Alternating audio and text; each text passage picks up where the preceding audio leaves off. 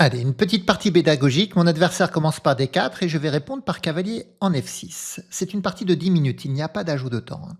Mon adversaire joue C4, il veut poursuivre par cavalier C3 et la pousser en E4. Moi, je vais jouer G6. Cavalier C3 est joué, il s'apprête à jouer E4 et là, je joue fou G7. C'est ce qu'on appelle la défense estadienne, je le laisse jouer E4. Il prend le centre, mais j'aurai un développement rapide de mon aile roi et ensuite, je vais me mettre à contre-attaquer au centre. Il joue fou G5. Je vais jouer pour l'instant le pion en D6. Il joue toujours pas E4, hein. Il joue cavalier F3 et là, je vais faire petit roc. Et maintenant, je vais m'intéresser aux contre-attaques de son centre. Alors, je vais regarder quel coup. Je vais d'abord regarder le coup en E5, puis le coup en C5. Les coups qui viennent percuter. D5, c'est plus difficile à réaliser parce qu'il a les deux pions, hein. Alors, si je joue en E5, il peut prendre, je reprends, il peut échanger les dames et ensuite gagner le pion en E5. C'est pas encore fini parce que je peux jouer tour en E8 pour contre-attaquer sur son cavalier. Et derrière, il y a le pion en E4 qui est vulnérable avec le cavalier et la tour qui attaque également. Donc c'est peut-être envisageable ce coup en E5. Par contre, mon cavalier serait cloué ensuite, hein. Je vais d'abord jouer C6. Je veux regarder un petit peu ce qu'il joue. Je viens contrôler la case D5 pour éviter que sur E5, il puisse aussi jouer des coups comme cavalier D5 à un moment donné pour attaquer mon cavalier qui serait cloué. Il joue fou D3. Et maintenant, je m'intéresse toujours à E5. Pion prend. Il gagne le pion, c'est vrai. Mais peut-il le conserver? Tour E8. Si le cavalier retourne en F3, mon cavalier est toujours cloué, donc je ne peux pas me venger sur E4, hein. Là, je vais jouer fou G4. Je vais lui clouer son cavalier en F3 pour fragiliser la défense du pion D4, parce que comme il a mis le fou en D3, sa dame ne défend plus. Il prend en F6 très vite, donc je reprends, mais là, il va avoir des problèmes sur les cases noires. C'est pas possible. Parce que son pion en D4. Depuis tout à l'heure, j'essaye de le cibler. Pourquoi? Parce que les pions en E4 et en C4 ne peuvent pas reculer le défendre. Donc c'est le seul pion qui ne peut pas être défendu par un autre pion. Et je viens clouer le cavalier en F3 pour que le cavalier ne puisse pas défendre D4.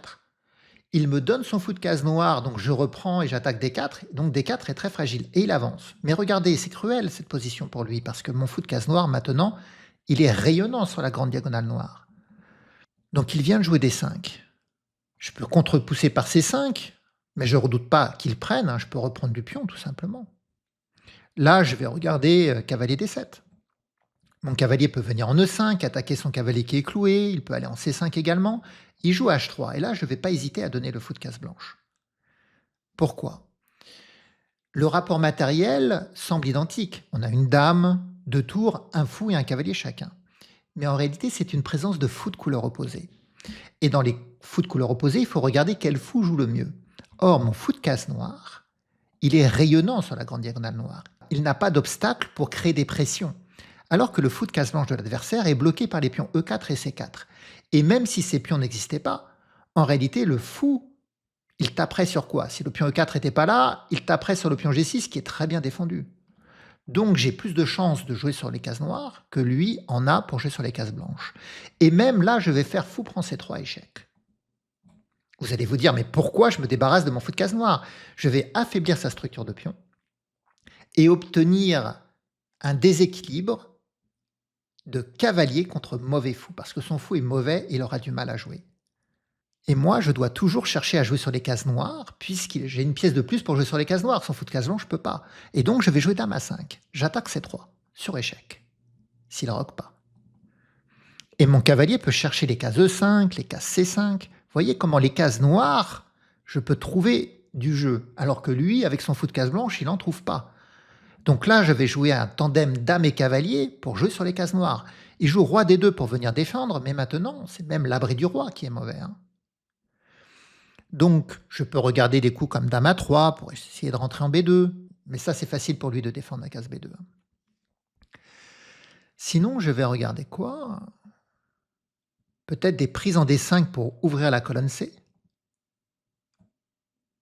Ou peut-être commencer par mettre une tour sur la colonne C. Sinon, j'ai cavalier C5, suivi de cavalier A4 pour attaquer C3 aussi, hein. Mais la clé, ce sont les tours. Il faut que les tours s'activent.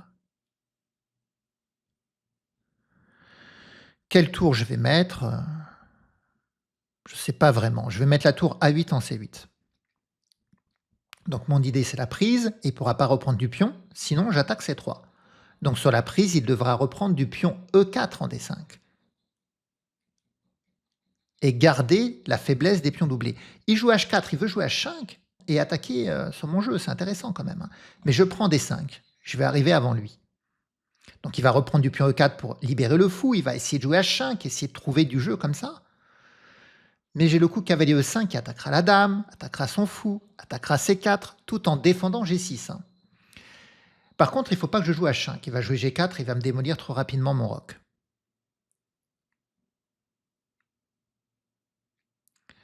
Là, je regarde le coup B5 également. S'il prend, il y a toujours cette prise en C3. Mais sur B5, il ne va pas prendre. Et si je prends C4 après, finalement, il bougera son fou et ça bloquera mon jeu sur la colonne.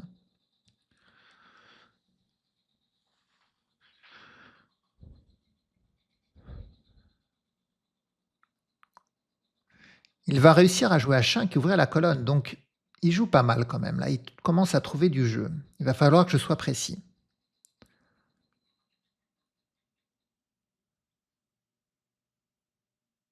Bon, peut-être que je vais jouer en E5, il bouge sa dame et prendre le pion en C4. Ça me permet de gagner un pion, d'attaquer son roi, et sur fou prend, tour reprend, et j'ai une belle pression sur C3 quand même, avec les tours qui peuvent se doubler. Donc je vais peut-être accepter finalement de troquer mon cavalier contre son fou, mais c'est pour gagner un pion et ouvrir la colonne et réussir à attaquer C3.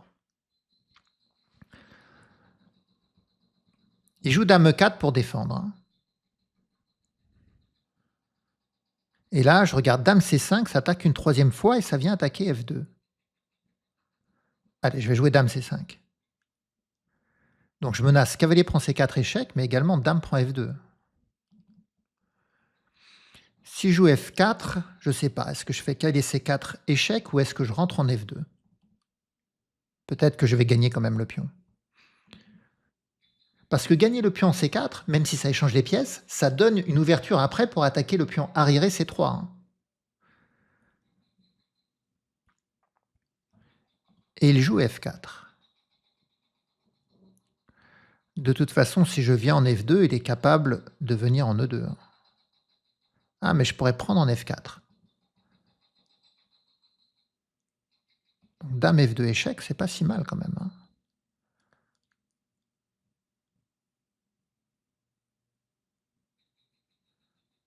C'est pas si mal, hein. Si met la dame, je prends le pion en F4. Sur dame F2, si met le fou, je peux faire cavalier prend C4 échec. Ou même peut-être faire tour prend pour attaquer sa dame. Sur dame F2, s'il bouge son roi, il va aller où? C'est pas évident, hein.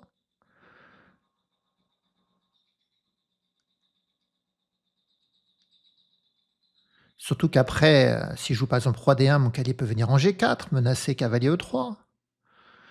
Bon, je vais garder les dames. Je vais jouer dame F2 ici.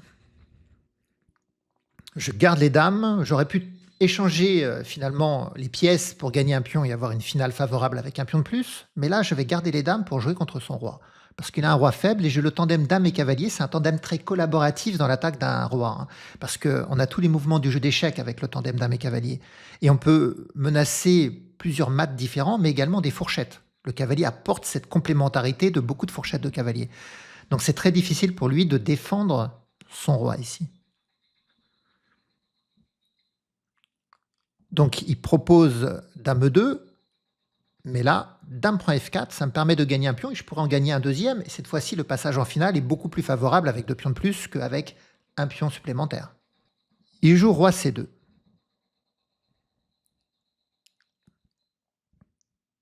Et donc je peux prendre en C4 et gagner un deuxième pion.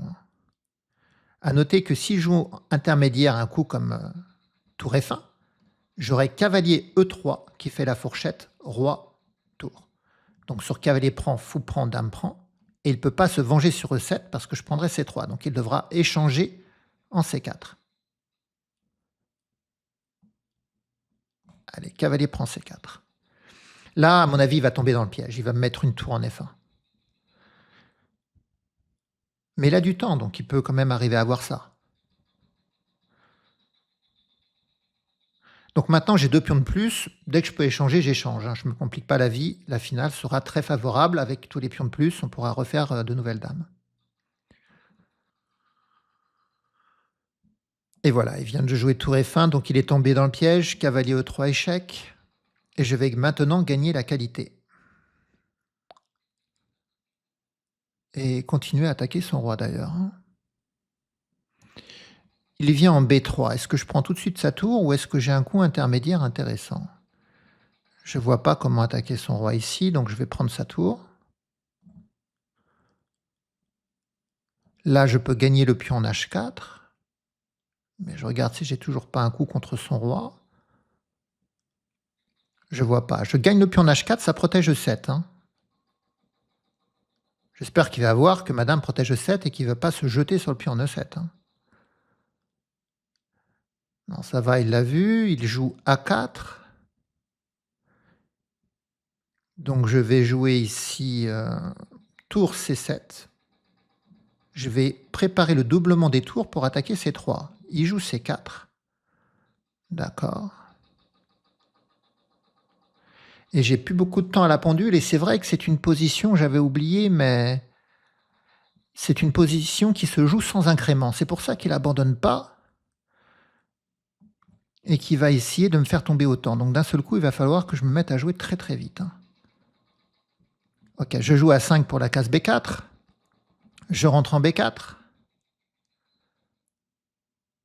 Je prends le pion A4.